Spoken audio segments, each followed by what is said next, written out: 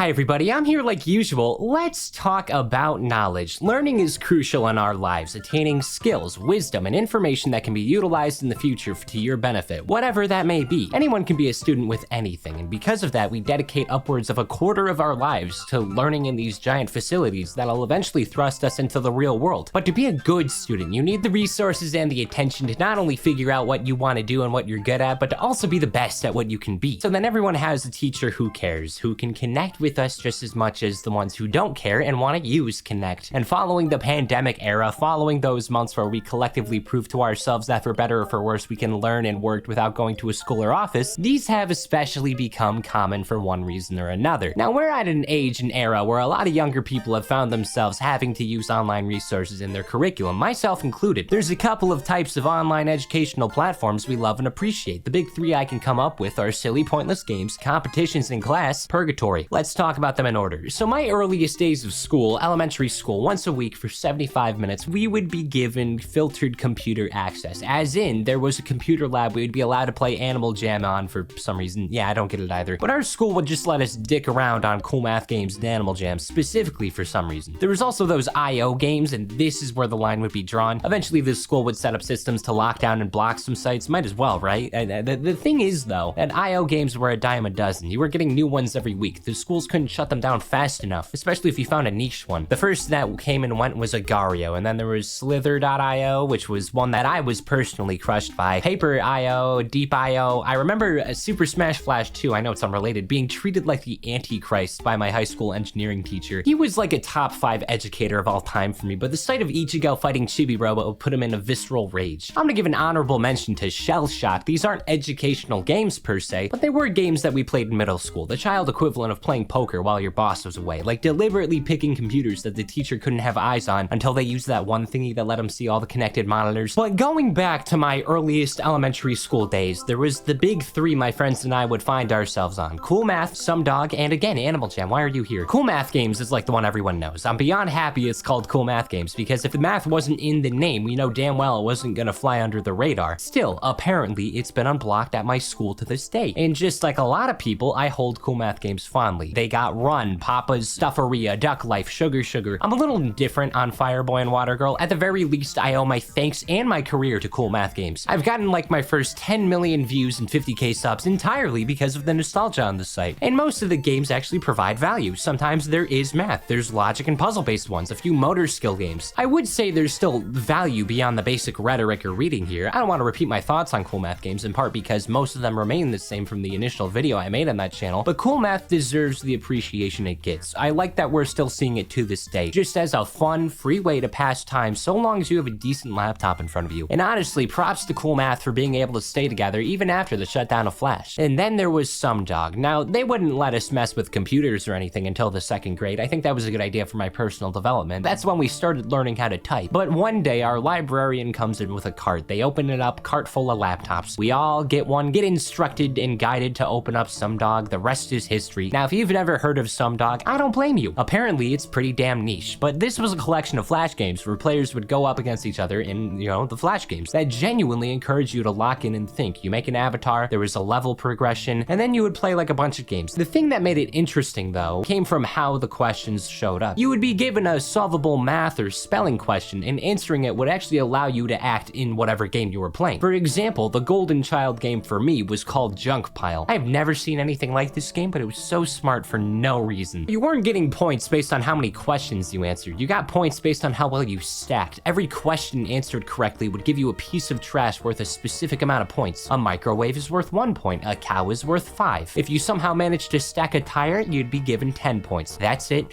That's the game. It's so smart. Rewarding you, as getting more questions correct gives you more chances at easy things to stack, because friendly reminder, if this collapses, you would just lose. That's how I felt with most of these games. They balanced the game and the education aspects fairly well, and now I sit proudly knowing that this video is the most viewership or public recognition Some Dog has gotten in years. It deserved better. I love this one. Currently, I think the old Flash version of it is dead, but at the very least, there's a continuation on the App Store, so that's cool. Then again, Animal Jam, no idea why we at all got a pass playing this game. Literally, my only guess or assumption is the correlation with National Geographic and teaching about animals, which is, actually, that's just a fair argument. Then you had competition games. I'm referring to Kahoot, and I'm referring to Blookit. I've been to enough smaller functions to know that, hey, Jackbox is pretty popular. People love using their phones or laptops to play a game on their end that is being hosted on another screen. This is what Kahoot is. This is what Blookit is. Kahoot is a very simple game. It's what we use most often for quiz or exam review in non-math classes. It's a quick and easy way for teachers to see what the majority is getting wrong in their classes and then taking the time to correct that issue. I've used Kahoot as early as my 6th grade. I've used it fairly often those next several years. The last time I played it was my freshman year of college. It's just a basic quiz game template. It doesn't even have to be educational. I saw like a 100-question quiz asking about Fortnite trivia on the site. The only gimmick that exists is that you get more points based on how fast you answer, and you get points based on a streak. That theoretically allows for games to be impossible to win if you get a single question wrong. It sure is something. And then there's Blookit. I didn't use this one all too often, but when I did, there was blood. It spawned into my life once the major pandemic era finally left us behind. Typical enough quiz game where everyone has their own questions. However, power-ups. There are power-ups that stun people, that punish the innocents. It's a luck-based nightmare. There's a power-up where the first and last place swap points. If I'm fighting over a Jolly Rancher, I'd prefer if luck wasn't the prime variable involved. You know, when these are the resources we use for online education, it allows for a fun environment that can integrate technology in a healthy way. But unfortunately, a lot of work isn't fun, and school is no different. So we're bound to find some forms of education that sure do exist. I am mildly indifferent toward where I work. It's like exercising. There's objectively better places to study or get your shit done. Just like how there's better places to run or play sports. This isn't just about the location. This is also about the how we learn aspect, how we complete our work. Everything up to this point has been a collection of fun and games with the intention of cherishing and acknowledging how games can be implemented into digestible amounts of education and fun. But now this video is a hit piece. This is a way to look in the horror and disappointment when we gotta put our big boy pants on and educate ourselves in the equivalent of a gray, dull cubicle on fire. Introducing McGraw Hill Connect, the entire reason I made this video. The online resource that strives to have its users reach their full potential by doing the opposite of that and encouraging the worst aspects of modern teaching for both sides of education. Other fun resources of agony and trauma include Pearson, Canvas, Canva, D2L, Wiley, Cine-Gauge. I'm counting Chegg and Quizlet even if they're on our side. Their intentions are pure, but they double back and go to a nightmare agony thinking about having to rely on them in any capacity. A bit of a bold thing to say, I know, but like, am I wrong? McGraw Hill is horrible for everyone to use. This is something I was unpleasantly introduced to following the end of the pandemic. I already didn't like McGraw Hill to begin with. We never clicked. It always felt off to me. It's one of those online pay-for tools where you're attaining a higher education. You gotta pay for this plus tuition, plus any needed textbooks. In this case, the textbook is built into your purchase. This is the first way this screws you over. And to clarify, this isn't an exclusive thing. Like every school or class tries shoving down some sort of website or online tool like Canva that'll either be fine or a nightmare to manage as all of it's being held together by broken twigs and Elmer's glue. I'm saying this is someone who temporarily helped run one of these services. I took a part-time job where I was running my school's D2L. They're miserable. Now, across all the little learning tools I know of, Pearson's actually not horrible. I've never had to deal with Wiley. D2L is actually the resource I have to use on my campus, like I just said. It's fine, more or less depends on how the professor uses the resource.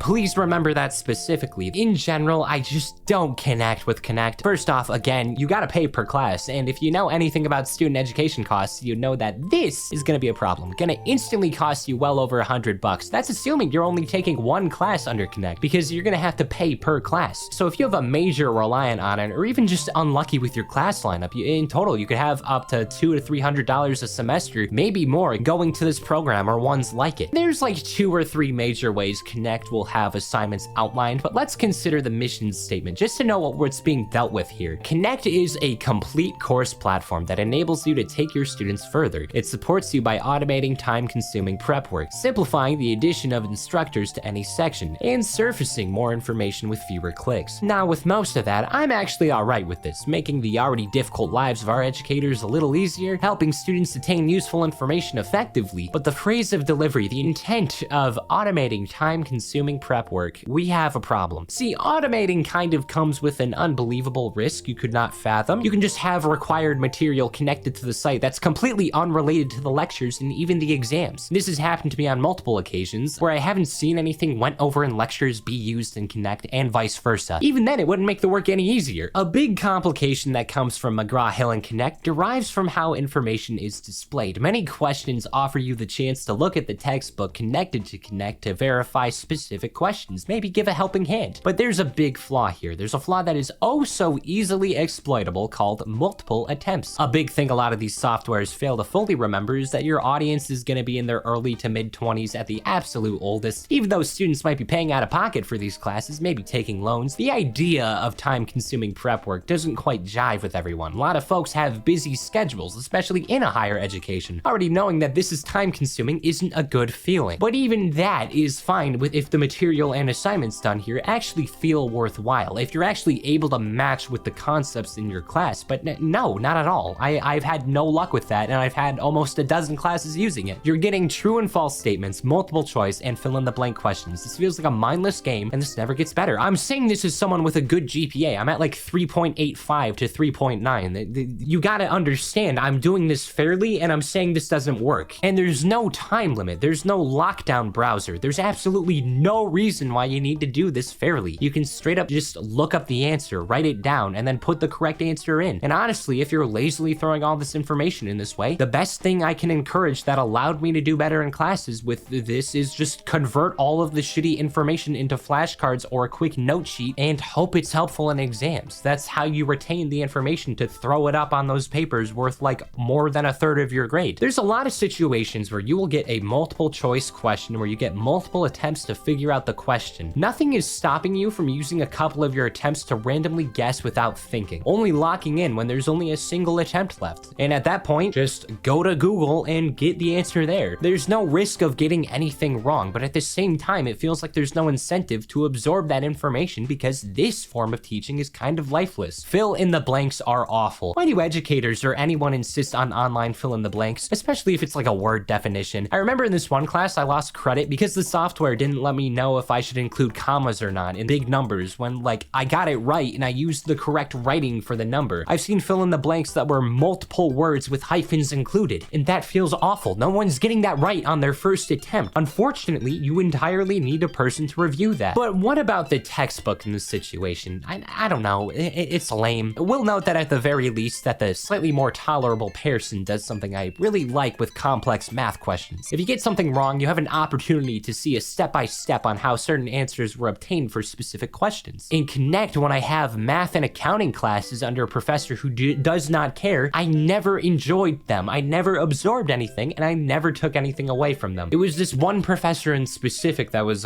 really, really bad with this. They would have giant, like 12-part questions, and then you would have no way of knowing where you went wrong. The only positive thing I took from their class is that they played like Destiny 2 music during lectures for some reason. It was actually pretty good for work and study music. I think I'd recommend it. You'd get these huge, complicated questions, not fully explained in Connect, no effort to read it through, and the textbook straight up ignores the equation. Why would I solve this when Chegg and Quizlet are right there? But even after this, I could let this slide if and only if the Smartbook concepts assignments didn't exist. When you are given a concept assignment and see the number of concepts required, it can be one of the most painful and tedious moments of your entire academic career. Before starting, you'll be hit with two stats that determine the next hour of your existence, give or take. You'll be hit with the expected duration of this activity that's ultimately worthless, along with the amount of concepts you're gonna have to sit through. Multiply that by 2, that's how many questions you have to get right. Each concept has 2 to 4 possible questions you can be asked connecting to it. You'll have the ability to check the textbook, and I'm firmly against the usage of AI like ChatGPT for learning, but this really makes me want to ignore that rule. Each question then requires you to put on an answer, usually multiple choice or true or false, repeating the same issues in the other forms of assignments, but now even worse. Instead of checking your answer through a simple submit button, concepts now have to be submitted via a confidence button, where you need to respond with how confident you are in the basic definition work. And I hate this. I'm already dedicating all this time to the biggest waste of busy work imaginable in a curriculum, other than the freaking packets, yo. Why the hell would I consider how confident I am in my response? I just want to be done with this. And now I'm gonna let you on a little secret with McGraw Hill homework assignments. I want you to get real close and listen to what I'm about to say and consider the meaning behind it. There's no point in reading the textbook. A big claim is the amount of information displayed to students, but that's the thing. There's a difference between the quality and quantity of information. For some reason,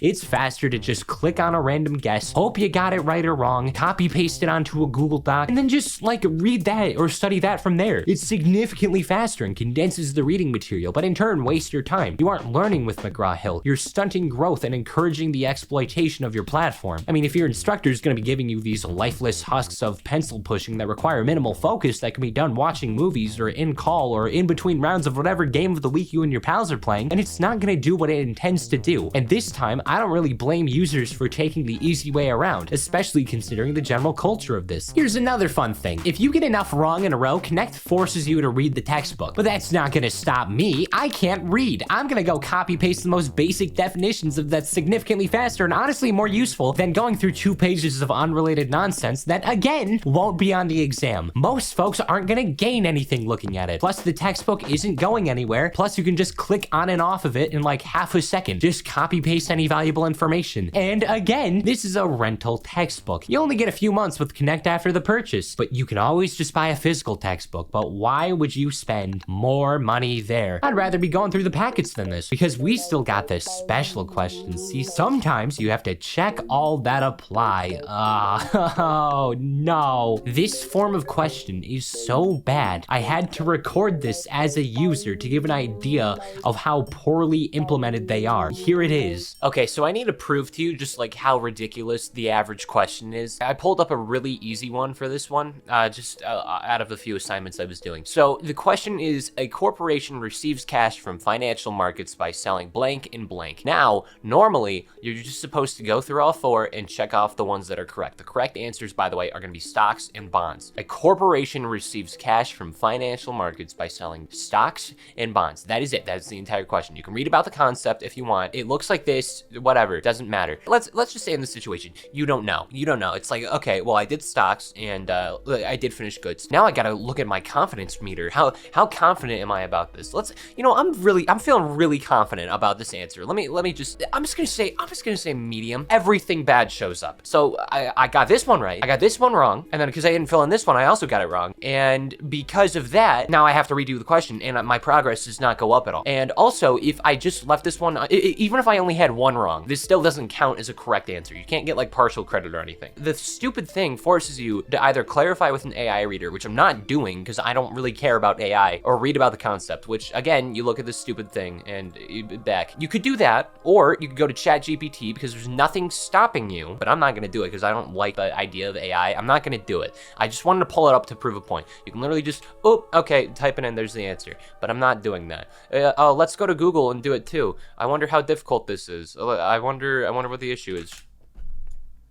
Found the answers, bonds and stocks. Now imagine doing that. Imagine hitting your confidence meter. Imagine looking up the answers. Imagine pretending to read a textbook that's maybe like 4% useful information. Imagine doing that twice per concept. Do you see the problem? Nobody I have asked among dozens of users and my peers prefer this form of learning. Not one person I have spoken to prefers these baseless assignments other than the fact that they're easy. This isn't just like a rant built on personal grievances. It's that plus wanting to express why this form of learning isn't ideal, because it reflects the worst of teaching, of school, of all that. You aren't making mistakes and learning from them. These are baseless definition compilations that blur and fade in your memory. Contrary to popular belief, I actually like learning. I'm sure a lot of people do. It's just that when the environment is lackluster, counterintuitive, or provides easy opportunities to cut corners, both sides are failing each other in this regard. When I see an over-reliance on tools such as McGraw Hill without communication between an educator and their students, it's disappointing. This entire genre of learning really feels like it could more or less be a missed high five. And although this is a newer form of learning, I could see this truly being improved and worked on. I think this also meshes with the complications found with online classes. When there's an over-reliance on these online tools, you encourage searching up answers. There's a lack of interest in your given subject, and ultimately you're defeating the purpose and turning what should be a process of learning and personal development into nothing more than a waste of time. It's lifeless, discouraging, and irrelevant. Plus, you gotta remember, college is one of the most eventful times in a person's life. A lot of students will juggle everything they can for the best time possible. It's the most freedom you have ever gotten, and it's probably the most you ever will get for a very long time. If they can cut down even a little bit of fat or filler,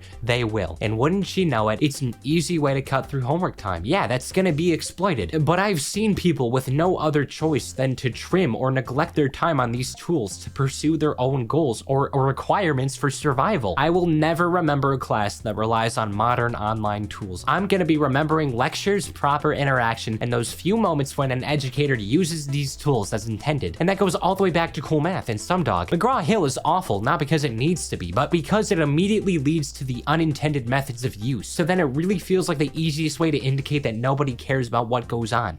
And that really sucks. I hope in the future this can be less of a consistent thing. It kind of baffles me how often the usage of online education tools are in certain branches of learning, even though I feel like there would quickly be indicators your students are not fully grasping the material. I want to compare two professors that I had recently to better express what I'm trying to say. Both used Connect entirely different. One made it so that these concepts are entirely optional when you're working alone. Extra credit if you do them. They still provide an actual worthwhile education. And then they actually use Connect during lectures. Make the most of this tool. Show the class what to do before starting any assignments. And then might even give a few freebies on the assignments for like extra credit. Like, that makes me want to be there. There's plenty of time for hand-on application, discussion among the class. You've made a terrific environment for your job. This is good. And wouldn't you know it, they have a 4.5 with over 100 reviews on Rate My Professor. By the way, highly recommend if you're in a university, give feedback where possible. It helps everyone in the long run. Professor 2, not even gonna be nice about it. Just a miserable person. 1.3 on Rate My Professor, 80 reviews. Not joking, one of the worst people I've ever met. 60% of the class was based on 4 exams. The other 40 was based on Connect at its worst. This isn't like a one-off coincidence, by the way. I looked across my history of professors who use Connect and other tools as their primary source of information. The majority were below 3 stars via Rate My Professor. And again,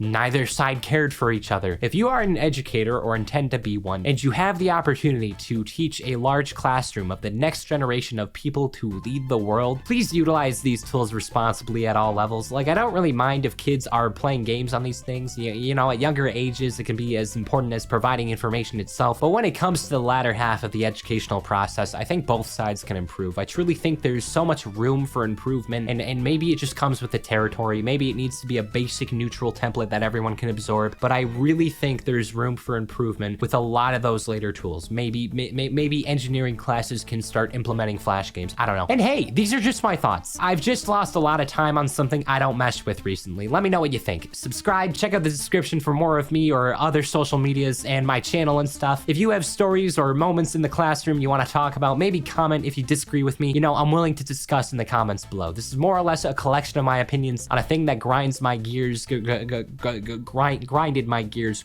grund. What's the past tense of grind? I think it's grond. No idea. See you later.